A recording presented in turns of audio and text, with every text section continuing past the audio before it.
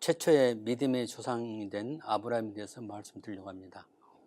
참고 말씀은 로마서 4장 5절에서 18절 말씀입니다. 오늘은 최초로 의인이 된 아브라함에 대해서 알아보겠습니다. 우리는 그를 믿음의 조상이라고 말합니다.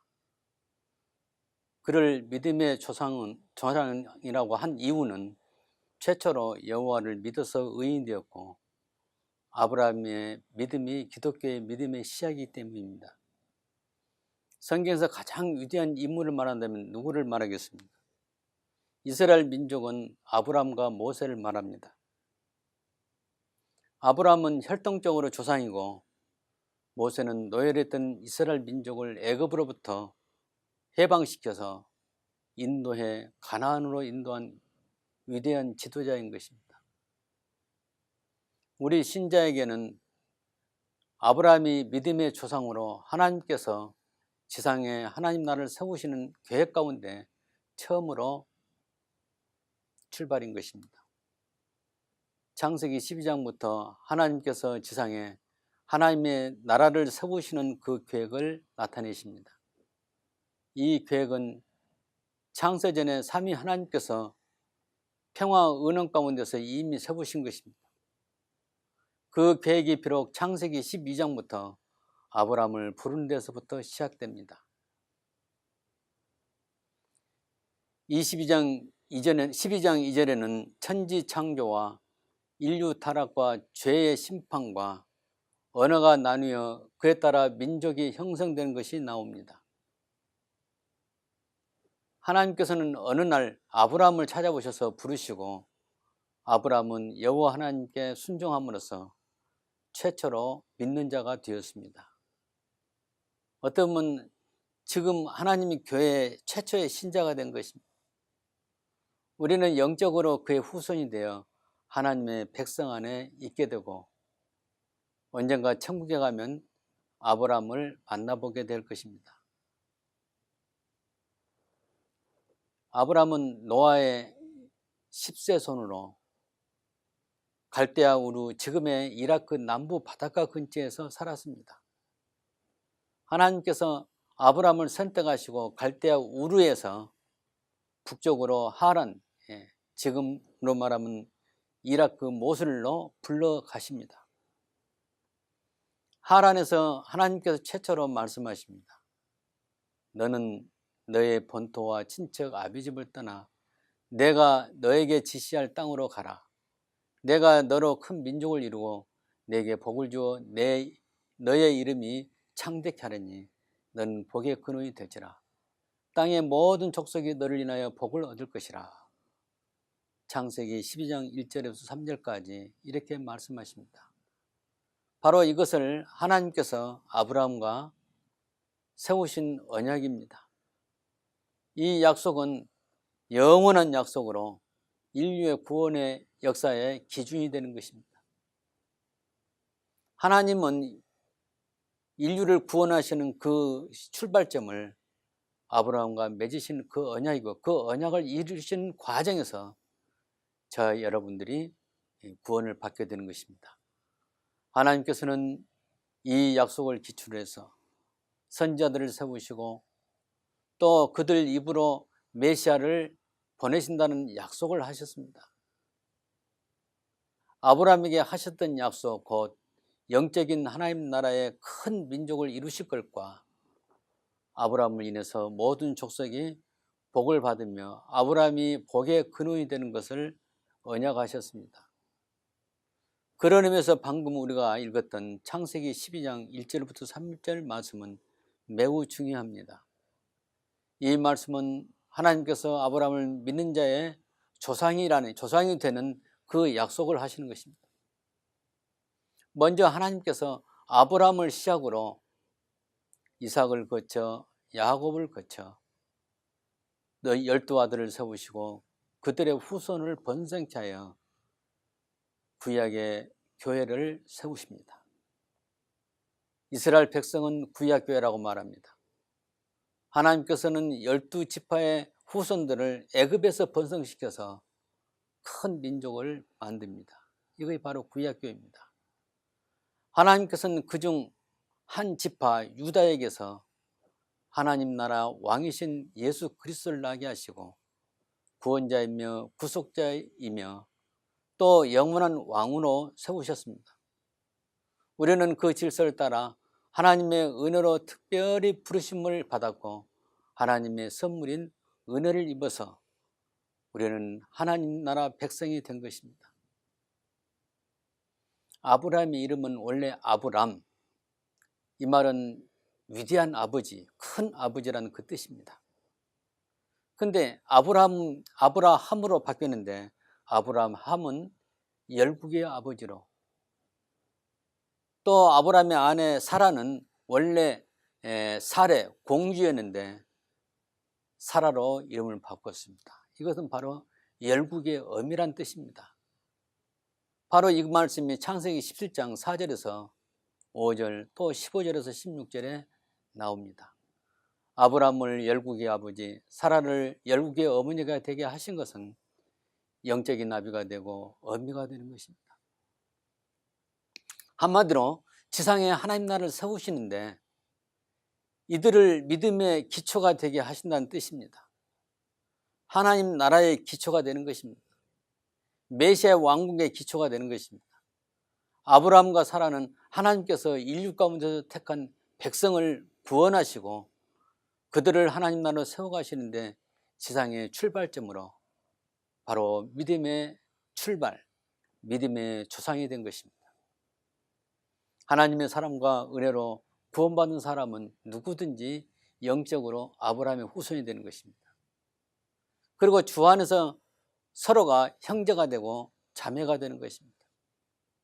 참고적으로 단순히 교회에 다니고 있다고 해서 그렇게 되는 것은 아닙니다.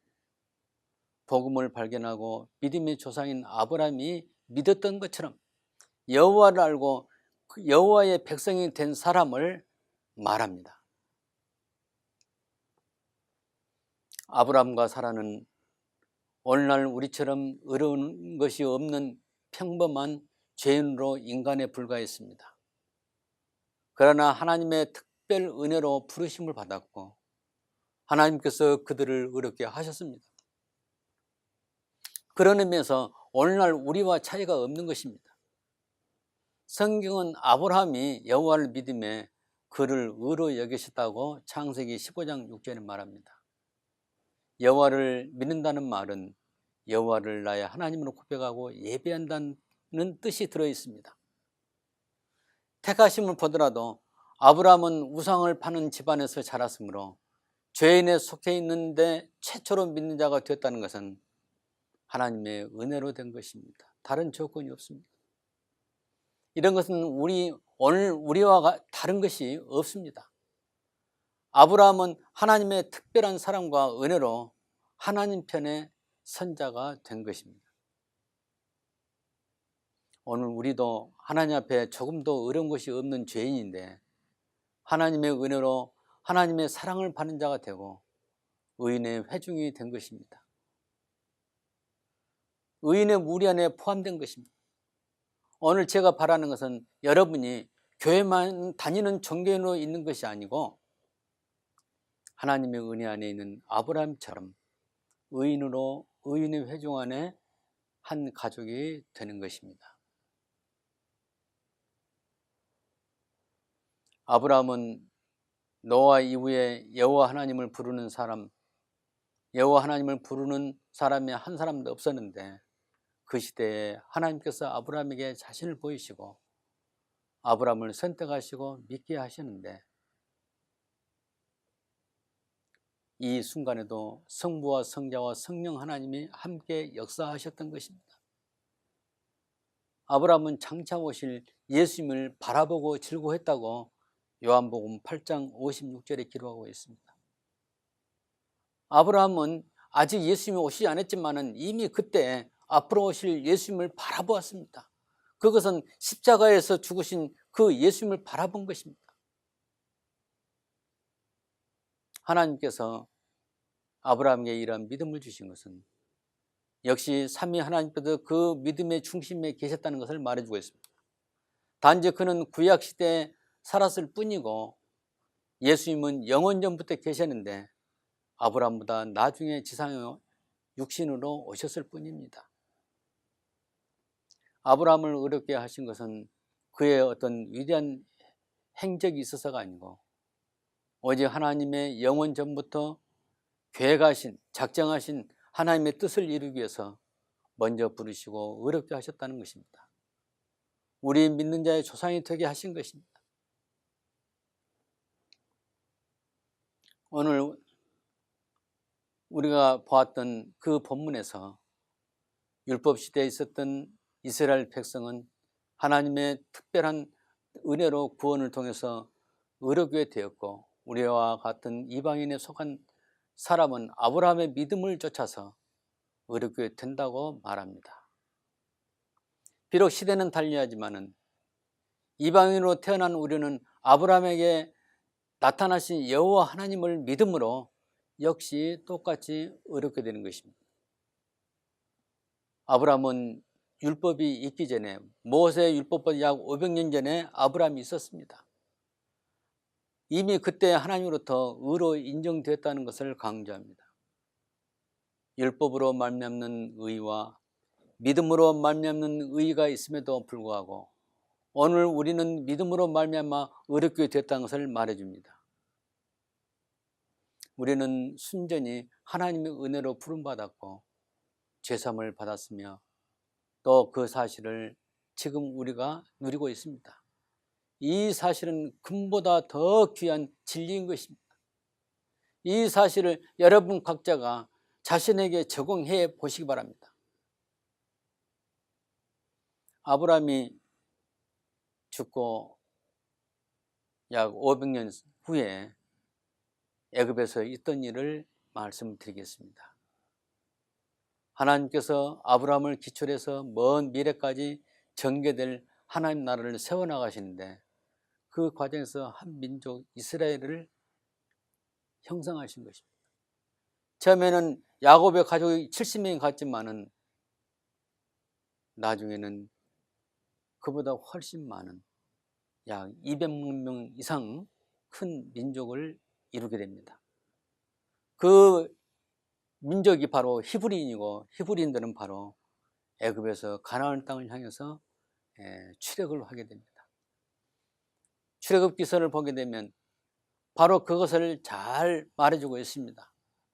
그런데 로마서에 나오는 그 말씀 4장 1절에서 7절 말씀은 아브라함이 이삭을 낳고 이삭이 야곱을 낳고 야곱이 12아들을 낳고 하나님의 섭리를 따라서 야곱의 가족 70명 이 사람들이 무려 400년 동안 이스라엘 자손들의 수가 많아지는데 이 사람들이 혈통적으로 믿음의 자손 이스라엘이 애굽이라는 땅에서 번성한 것은 바로 구약 교회가 이 창성하고 강대하여 온 땅에 가득하기 위한 그런 기초 작업이었던 것입니다. 이것은 하나님의 언약에 따라서 지상에 하나님 나라를 세우시는 바로 전 과정입니다. 이스라엘 민족을 애굽에서 큰 민족으로 형성하여 하나님은 그들을 제사장 나라로 삼으신 것입니다. 아브라함은 아들이 몇이 있었습니다. 먼저 애굽의 여종 하갈이란 여인에게서 낳은 이스마엘이 있습니다. 그때 아브라함의 나이는 86세였습니다. 아브라함이 나이가 많아서도 하나님께서 약속하신 아들이 없으므로 아내 사라의 허락을 받아서 종 하갈을 통해서 아들을 낳은 것입니다. 이스마엘은 하나님의 약속으로 주어진 아들이 아니었습니다. 하나님께서 이미 사라의 몸에서 낳은 아들만이 약속의 자녀라고 말했습니다. 그러나 지금 현재 아직 약속의 자녀가 태어나지도 못했습니다. 아브라함이 사라에게서 이삭을 낳았는데 그때 나이가 아브라함이 100살이었습니다. 하나님께서 약속하신 아들이 바로 이삭입니다. 이스마엘은 하나님이 약속한 아들이 아니므로 하나님 나라에 들어올 수 없었습니다. 이것은 신학적으로 육이라고 말합니다. 버리셨다 그 말이죠. 이삭은 선택을 받고 이스마엘은 버림을 받은 것입니다. 이스마엘은 오늘날 아랍 족속의 조상의 한 사람입니다. 이스마엘은 불행하게도 하나님의 언약 백성 안에 들어오지 못했습니다. 오직 이삭만이 들어온 것입니다. 이삭은 약속으로 얻어진 아들인데 하나님께서 아들 이삭을 제물로 해서 번제를 드리라고 했을 때 얼마나 놀랬겠습니까? 하나님은 그렇게 멸명하십니다. 모리아라는 산에 가서 이삭을 번제로 하나님께 드리라는 명령이었습니다. 우리 같으면 하나님의 무리한 요구에 대해서 오히려 울부짖으며 거부했을지도 모릅니다. 안 됩니다. 그러나 그때 아브라함과 그 아들 이삭은 하나님의 명령에 순종하였고 하나님을 경외하는 믿음을 인정을 받았습니다. 아브라함과 이삭은 하나님을 경외하는 믿음의 조상인 것입니다. 이삭은 아브라함의 동생 나홀의 아내 밀가의 딸인 리브가와 결혼했습니다. 이삭은 두 아들 낳았는데 하나는 야곱이고 하나는 에서입니다.